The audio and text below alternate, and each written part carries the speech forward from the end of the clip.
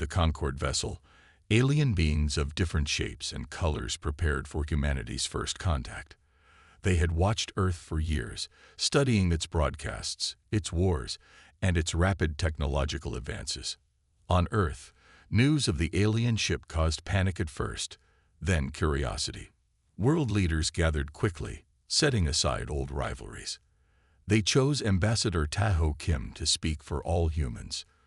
Taho was known for his calm voice and sharp mind. Remember, President Yuna told him before he left for the meeting station, show strength but not aggression. Taho nodded, understanding the difficult balance. Humans were newcomers to space travel, having only recently established their moon base and the small colony on Mars. The meeting took place on a platform built quickly in Earth's orbit. Taho wore his best suit, standing tall as the airlock opened.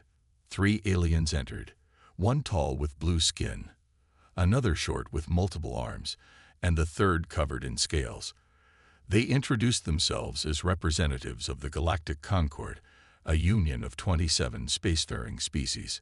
"We welcome you to the galactic community," said the blue alien named Cello.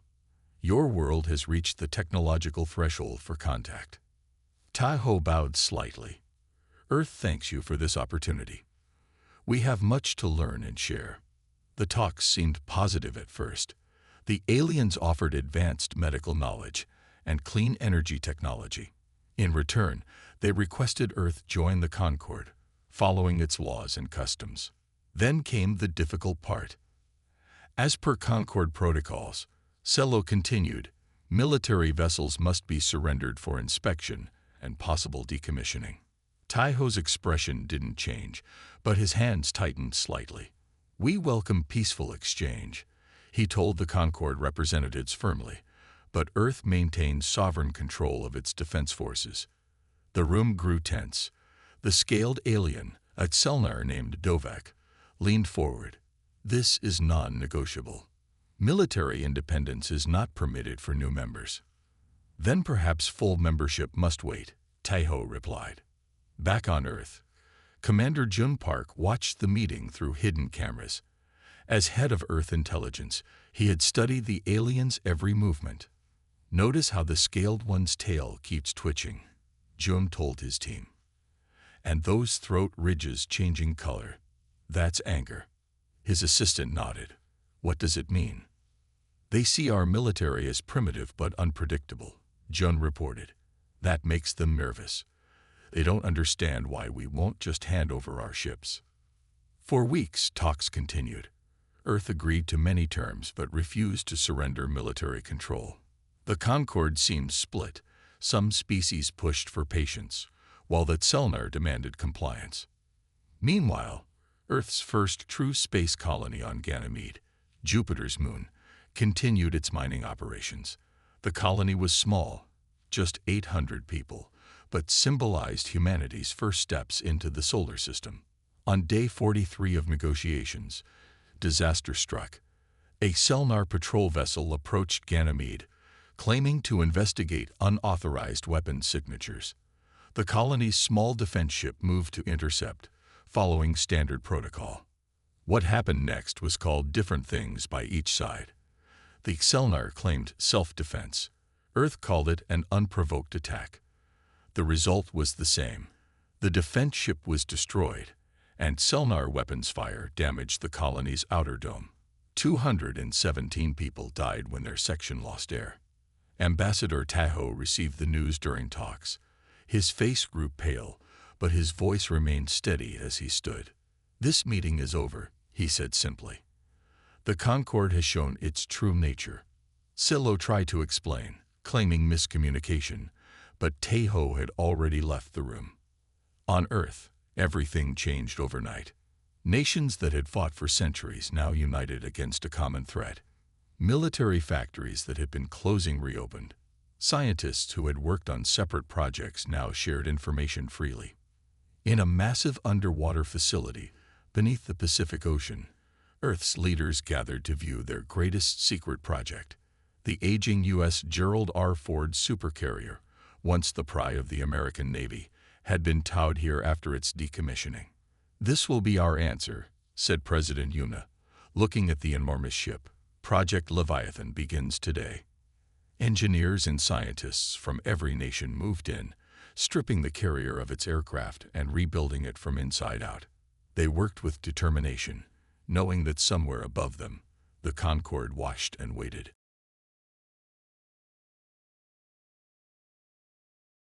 Across the galaxy, and the Concorde had no idea what was coming.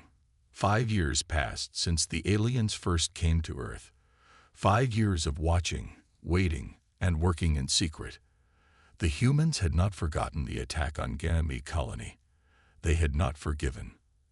Admiral Subin Lee walked slowly across what had once been the flight deck of the Gerald R. Ford. The massive aircraft carrier no longer held planes. Instead, a giant metal ring stood where jets once launched, its inner circle filled with a swirling blue light.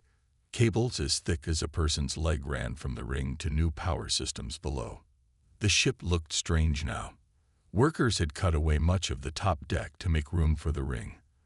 The control tower remained, but inside it was all new technology, blinking lights and screens that showed things no human had seen before the aliens came. "It doesn't even look like a ship anymore," Subin thought, as she made her way to the bridge. The bridge buzzed with activity as crew members checked systems and ran tests. When Subin entered, everyone stood a little straighter. "At ease," she said, moving to the center chair. The view screen showed the underwater facility where they had hidden the ship for 5 years. Soon, they would leave this place and face the stars. "Status report," Subin demanded. Her voice was firm but not loud. She never needed to shout to be heard. Chief Engineer Hansel turned from his station. His eyes were tired from too many late nights, but they shined with excitement. "Dimensional fold system is operational," he reported proudly. "We've successfully integrated the salvaged Selnar drive cores with our quantum matrix." Subin nodded. The salvaged cores had come from Selnar ships that made the mistake of entering Earth's space alone.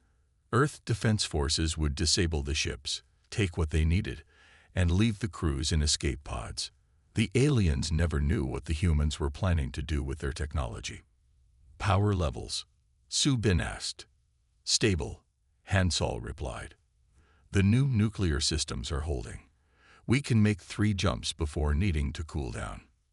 Subin walked to the large window overlooking the dimensional gate, where fighter jets once launched. The experimental gate now dominated the deck. It looked impossible. A door to anywhere in space. Regular ships needed to travel through space to get from one place to another. But the Leviathan was different. It could tear a hole in space itself, creating a shortcut. More importantly, it could carry other ships through that hole. "And the test ships?" Subin asked. "All 6 destroyers are ready in the lower bay," another officer reported. "They can deploy within 90 seconds of gate activation." Communications Officer Jai Yun looked up from her station, a small smile on her face. "Admiral, the Concorde sensors have detected our tests," she said. "Their nearest patrol ship changed course to observe from a distance. Based on their communications, they believe we're attempting primitive weapons development." Subin couldn't help smiling too. "Perfect. Let them underestimate us one final time." She sat in her command chair and pressed a button on the arm. The screens changed to show the face of President Yuna, now older and more serious than 5 years ago. "Madam President, Leviathan is ready," Subin reported. "We await your order." President Yuna nodded slowly. "The Selnar fleet is moving toward Proxima Centauri. Our colony there has already begun evacuation, but they won't finish in time. We'll be ready," Subin promised. "This is not just about revenge, Admiral," Yuna reminded her. "This is about showing the Concorde that humans must be respected, not controlled." "Understood, Madam President." When the call ended, Subin turned to her crew. "Begin final preparations. We launch in 6 hours." The crew moved with new energy. After years of work, the moment had finally come. In her private moment, Subin touched the small picture frame on her console. It showed her brother who had died on Ganymede. "Watch us now," she whispered.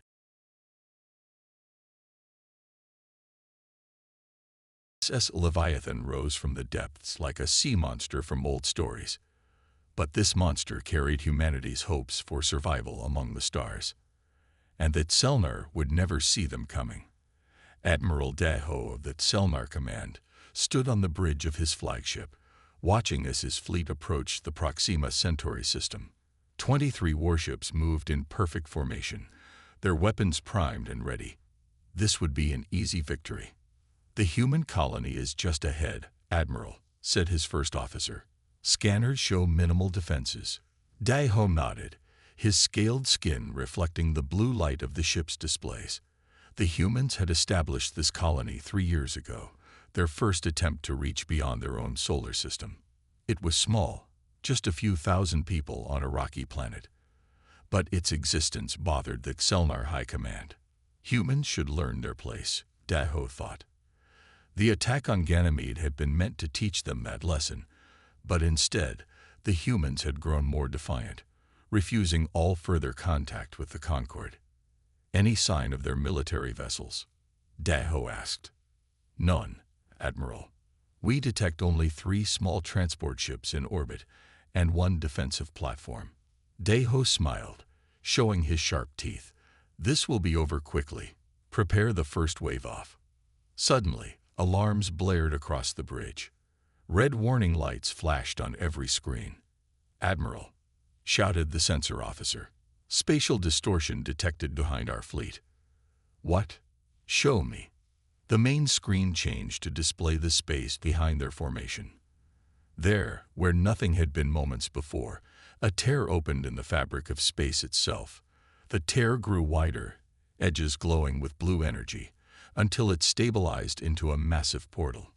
And through this impossible doorway came a ship unlike any that Selnar had seen before.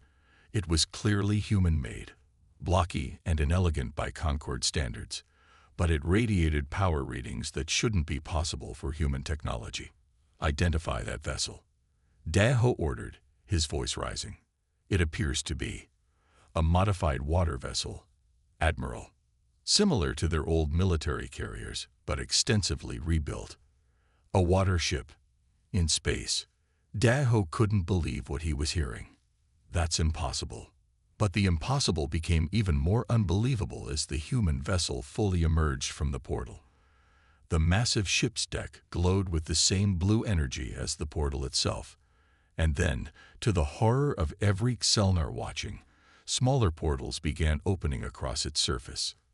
"Admiral," the sensor officer's voice shook, "the human carrier is launching ships." Through each new portal came human warships, destroyers, cruisers, and swarms of fighter craft. They poured out like angry insects from a disturbed nest, emerging directly behind the Selnar fleet where no defenses were prepared. "Impossible," Daho whispered again. "Their ships are too large to fit inside that carrier." "They're not inside it," the science officer realized with growing horror. "The carrier is creating gateways for their fleet to travel through.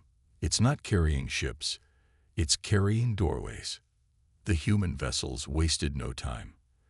The first wave targeted the Selnar engines, disabling ship after ship with surgical precision. The second wave focused on weapons systems. "Return fire," Daho ordered. "All ships, defensive formation." But the carefully planned Selnar attack had transformed into chaos. Ships tried to turn and fight, but the human vessels had emerged too close, within the minimum firing range of the Selnar's main weapons. On the bridge of the HSS Leviathan, Admiral Subin Lee watched the battle unfold on her screens.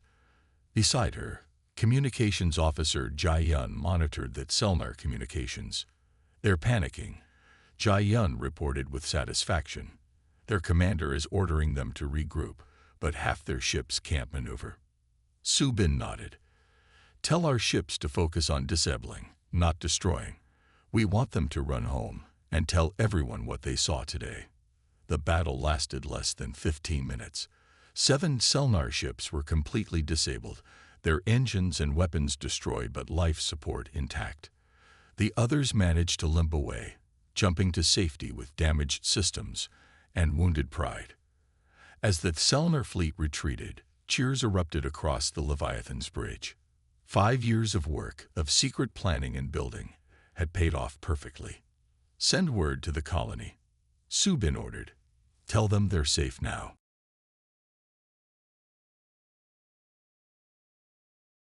Selnar ships floating helplessly in space. She opened a channel to all vessels, both human and Selnar.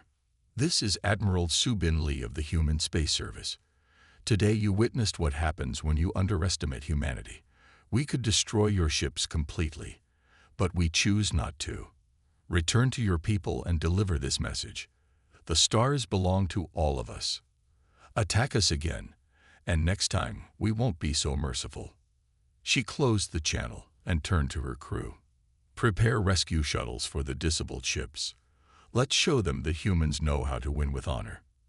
As the Leviathan's dimensional gate powered up again, ready to bring more human ships to secure the system, Subin allowed herself a small smile.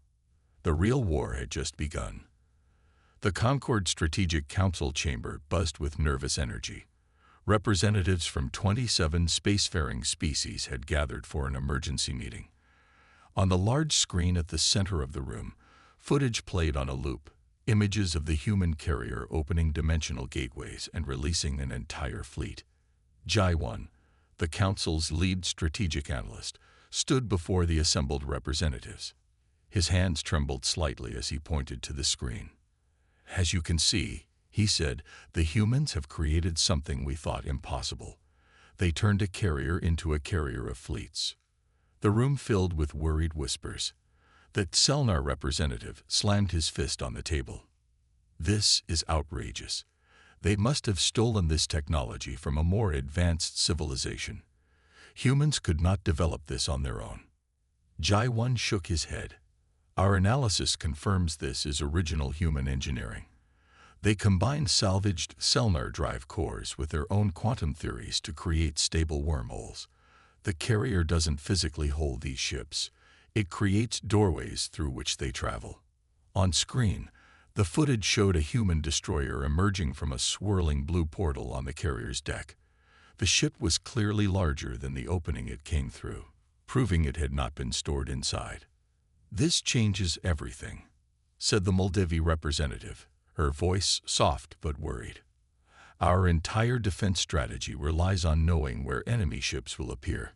If humans can open gateways anywhere—" "Exactly," Jai-1 continued. "The dimensional technology renders traditional space warfare obsolete.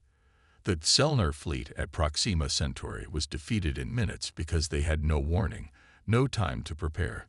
Their ships were attacked from behind, where shields are weakest. Across the galaxy, the news spread quickly. On countless worlds, people watched recordings of the human supercarrier disgorging vessels that by all logic should never have fit inside it.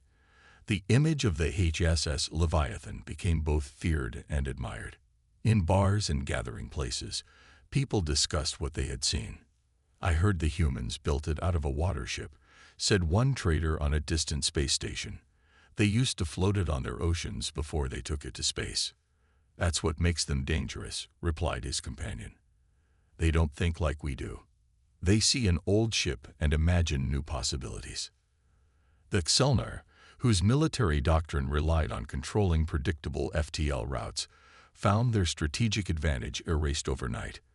Their ships patrolled specific jump points where vessels had to exit faster than light travel. But the human carrier made such points meaningless. It could open a doorway anywhere. In the private chambers of the Selnar High Command, panic had set in. "We must strike Earth immediately," insisted General Roxo. "Destroy their homeworld before they build more of these carriers." Admiral Tajun, who had replaced the disgraced Admiral Daho after the Proxima Centauri defeat, shook his head. "And if there are more carriers we don't know about? If we attack Earth and fail, they will show no mercy next time." On the edges of the Concord, species that had long lived under Selnar military protection now questioned their allegiance. If the humans could defeat a Xelnar fleet so easily, perhaps new alliances were needed. Back in the council chamber, Jai-1 finished his presentation. The humans didn't just build a better warship, he said gravely. They reimagined what a carrier could be. Our intelligence suggests they have only one such vessel now, but they are certainly building more. What do they want? Asked a small green representative from the back of the room. Jai-1 looked thoughtful. That's the strangest part. They haven't made any demands. After the battle, they helped the disabled Xelnar ships and sent them home with a message. The stars belong to all of us.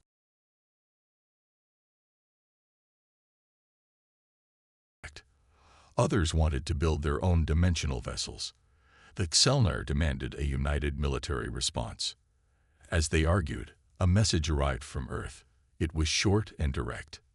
The HSS Leviathan will arrive at Concord Prime in 3 days for diplomatic talks. We come in peace, but we will defend ourselves if threatened.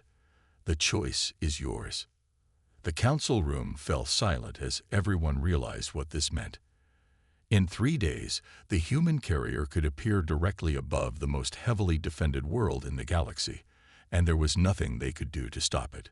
Jai-1 looked at the nervous faces around him and understood. The age of Concord superiority had ended. A new era had begun, where humans and their impossible carrier would change the galaxy forever. The skies above Concord Prime filled with defense ships. The most powerful weapons in the galaxy pointed upward, ready to fire. On the planet's surface, many people had left the cities, fearing what would happen when the human vessel arrived. In the Concord High Council chamber, leaders argued until the last minute. We should fire the moment it appears, insisted the Xelnar representative. And start a war we might not win, replied another counselor. The humans have shown they can appear anywhere. If we destroy one ship, they could send 100 more. Before they could decide, alarms sounded throughout the system. Sensors detected a spatial distortion forming, but not where they expected. The humans didn't appear above the planet or near the defense fleet. Instead, the massive blue portal opened just beyond the outermost moon, well outside the weapon range of planetary defenses. The HSS Leviathan emerged slowly, its dimensional gate glowing on its deck, but not activating to release other ships. The carrier maintained a passive stance, weapon systems visibly powered down. Panic erupted as people watched the human ship on public screens. Defense systems activated that found no target within range. The Leviathan simply waited, silent and still against the stars.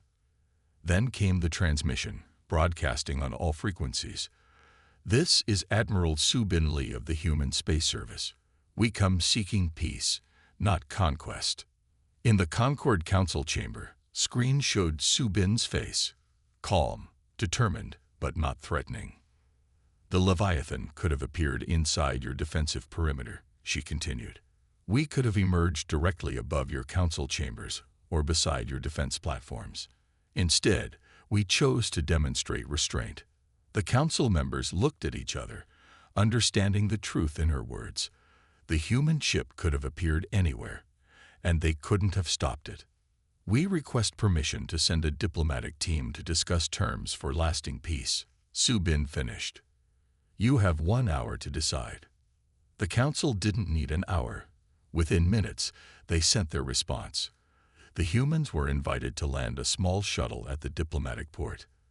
When Admiral Su-Bin led her team into the Grand Council chamber, the room fell silent. She walked confidently to the speaker's position, flanked by 2 officers and Ambassador Tae-ho Kim, who had represented Earth during first contact years ago. 5 years ago, you came to our world offering friendship with one hand while holding a weapon in the other, Su-Bin began. Today, we come to you the same way. The difference is that we are honest about it.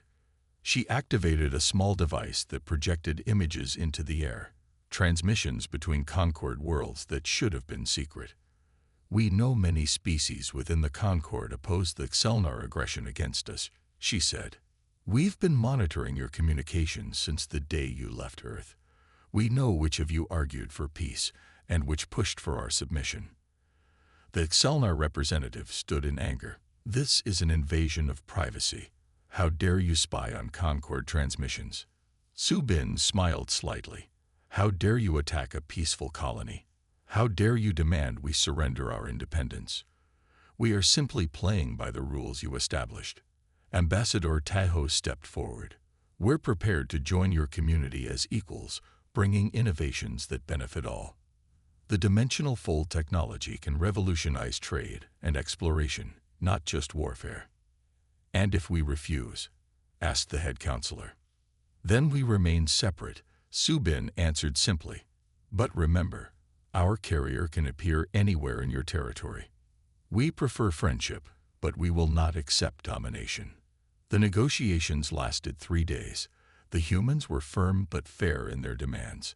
They wanted recognition as equals, respect for their territories, and punishment for those responsible for the Ganymede attack.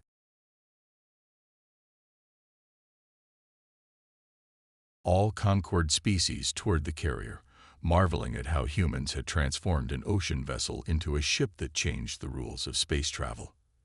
You must understand, Subin told them as they walked along the dimensional gate, humans have always been adaptable. Throughout our history, we survived by finding new uses for old things. As the Concord representatives left, many worlds were already sending requests for trade agreements with Earth. The Xelnar influence had weakened, creating space for a more balanced power structure. Back on Earth, people celebrated the news. What began as a desperate military project had become the key to humanity's acceptance among the stars. Where other species saw limits, humans saw possibilities. President Yuna looked at the night sky from her office window. "We did it," she whispered. "We found our place among the stars." And above her, invisible from Earth, but present in spirit, the Leviathan continued its duty. No longer just a weapon, but a bridge between worlds.